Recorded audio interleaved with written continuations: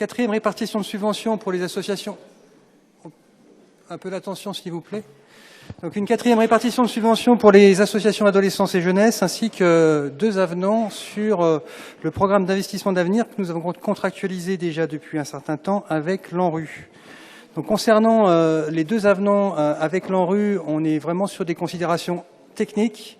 Le premier avenant concerne donc l'accueil de 3 nouveaux membres de l'accord de groupement qui sont l'entreprise L'Ouvre-Boîte 44 qui est très investie sur le déploiement des coopératives jeunesse de service sur les 4 communes qui sont membres de ce projet PIA, qui d'ailleurs se sont déroulés tout l'été et se sont bien déroulés tout l'été sur l'ensemble des communes d'Orvaux, Rezé, Saint-Herblain et Nantes.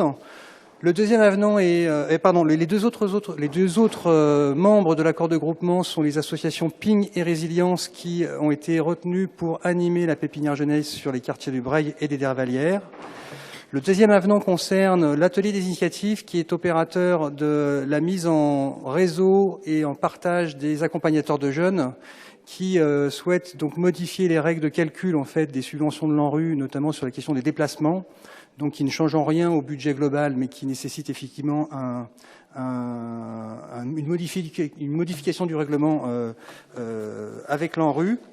Quant aux répartitions de subventions, vous avez 3 associations aujourd'hui qui vous sont proposées. Donc l'association Tous en Mer pour un montant de 3 000 €, une très belle association aujourd'hui qui propose donc de découvrir la voile à des jeunes qui n'en ont pas forcément la possibilité, en s'appuyant sur un réseau de partenaires privés, des particuliers qui mettent à disposition leur bateau et qui permettent effectivement d'accéder à la voile à moindre coût.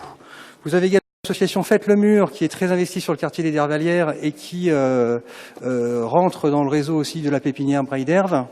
Et puis l'association Énergie Collective, qui était plus connue sous le nom de Hors les Murs jusqu'à présent et qui propose des cours aux jeunes exilés nantais.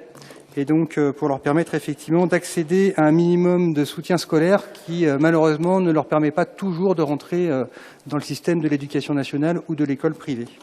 Enfin, vous avez un renouvellement de convention avec Entreprises dans la Cité, qui est plus classique aussi, puisque Entreprises dans la Cité vient de réaliser son événement majeur avec plus de 8000 personnes la semaine dernière sur les Dervalières pour accueillir 8000 collégiens en découverte des métiers.